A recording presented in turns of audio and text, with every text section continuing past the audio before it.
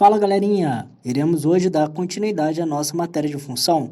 E aí, você sabe o que é uma função?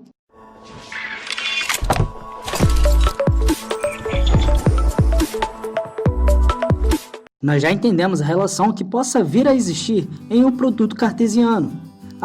Se você ainda não assistiu a nossa última aula de função, é só clicar no card aqui em cima. Agora temos total capacidade de entendermos algumas peculiaridades dessa relação. Por exemplo, imagine que eu crie uma relação do conjunto A em B, onde essa relação é composta pelo par ordenado x e y, tal que x é maior que y. Como já vimos, se fizermos o produto cartesiano, veremos que nem todo par ordenado satisfará a minha relação. Logo, iremos ter como resultado os pares ordenados, onde o x é maior que y. São eles o 2, 1, 3, 1 e 3, 2.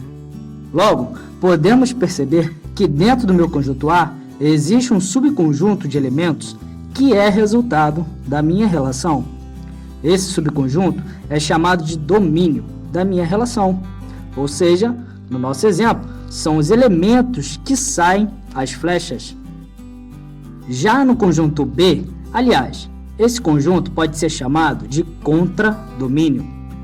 Da mesma forma que o conjunto A, nem todos os elementos do meu contradomínio são resultados, e esse subconjunto de resultados é chamado de imagem da minha relação. Ou seja, no nosso exemplo, são os elementos que chegam às flechas.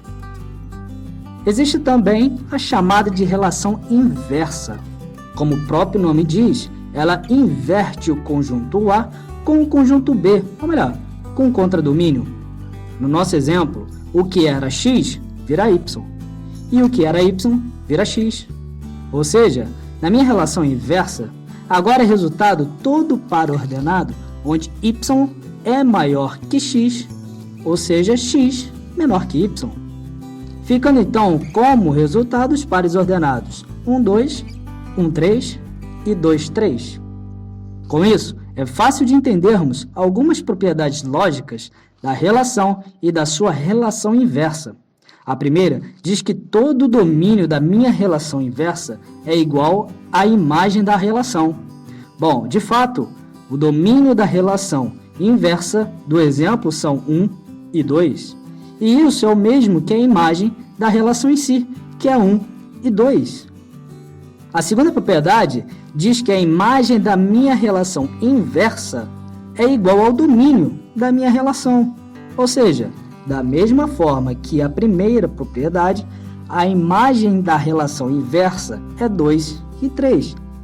É o mesmo que o domínio da relação 2 e 3.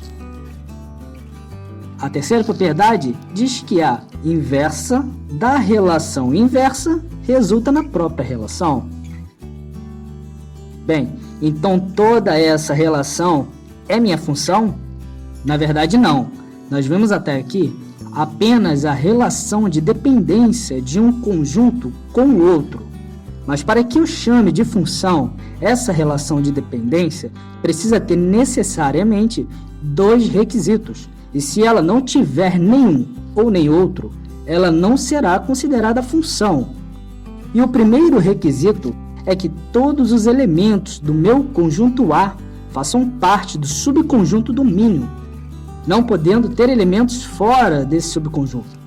Percebe-se que assim o meu próprio conjunto A será o domínio, ou seja, todo conjunto A será resultado da minha relação.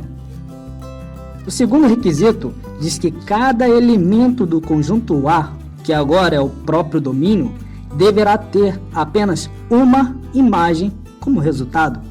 E não importa se essa imagem também é resultado de outro elemento.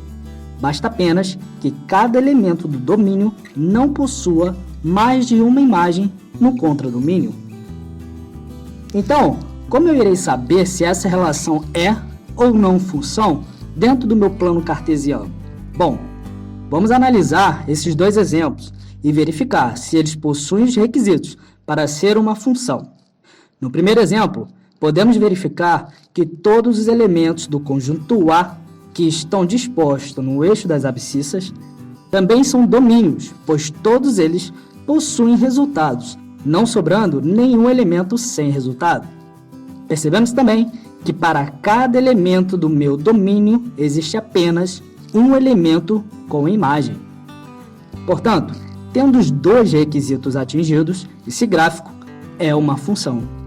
Agora, vamos ver o outro exemplo?